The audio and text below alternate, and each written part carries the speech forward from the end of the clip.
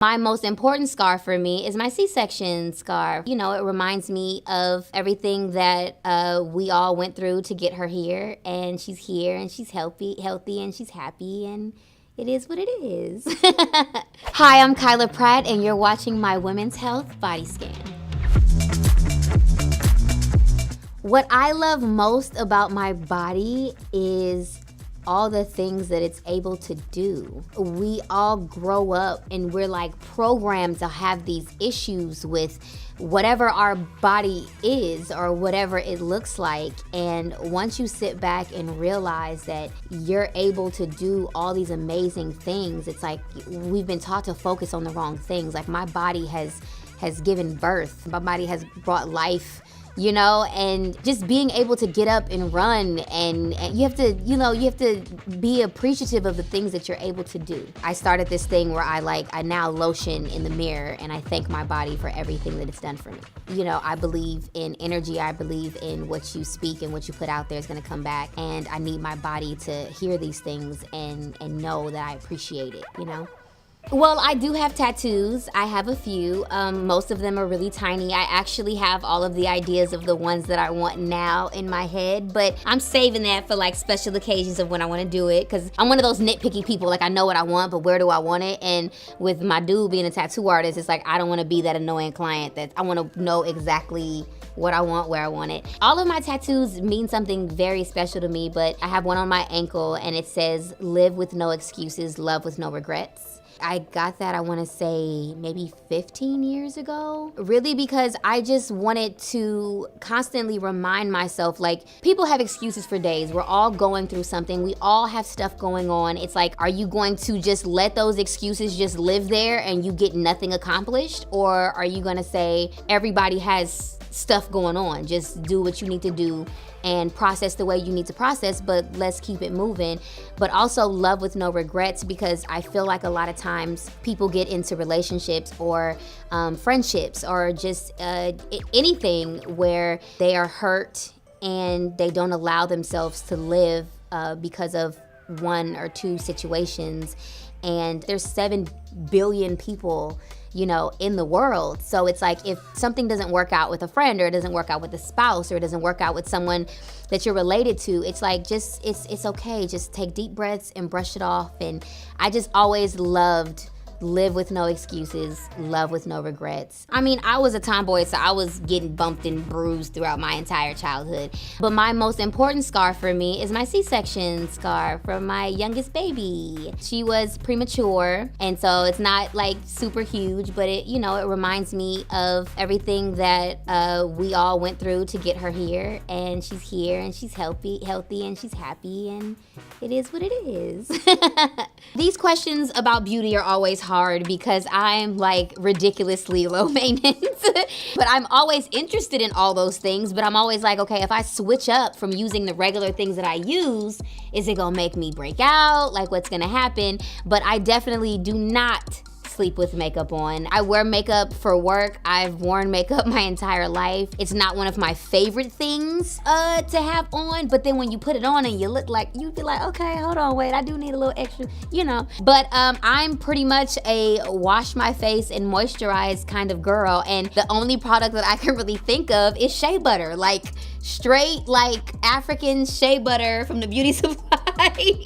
A lot of people, it's very thick on them, so a lot of people don't like it, but I'm one of those people, like, I shower and I'm like, oh, I'm gonna walk around with this thick stuff on my body for a good 5 minutes so it can just simmer in, get melted into my skin. I'm just a super moisturizer. I have to be moisturized, otherwise I feel dry all day. Like, I have this, like, I can imagine my skin like looking like sandpaper. So I keep like lotion, I keep shea butter. That's like my only thing that I like have to have. If I travel and I don't have, I'm like panicked. Everything else I'll figure out. What's crazy is I used to bite my nails when I was younger, and people started telling me like it was an anxiety thing. So they were like, try to find different things, like a straw to chew on, and then that just became nasty. You got a straw, and so then you're like, I'm disgusting. And then now you're trying to figure out other things. But I actually started getting nails when I was younger because I knew how cheap I was, and I knew that I was not gonna get my nails, I wasn't gonna add any nails and then bite them off.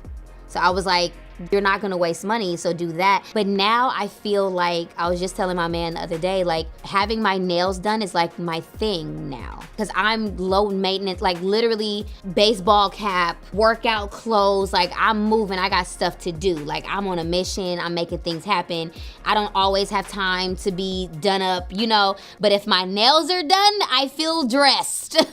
It's weird for me because hair has always been like a touchy subject. I've seen interviews of other Black actresses talking about being on sets that, you know, don't know how to do their hair. And I'm like, I've lived through that. I literally, my entire childhood, my mom would redo my hair in the trailer. And then becoming an adult, I would bring my own flat iron, my own curling iron.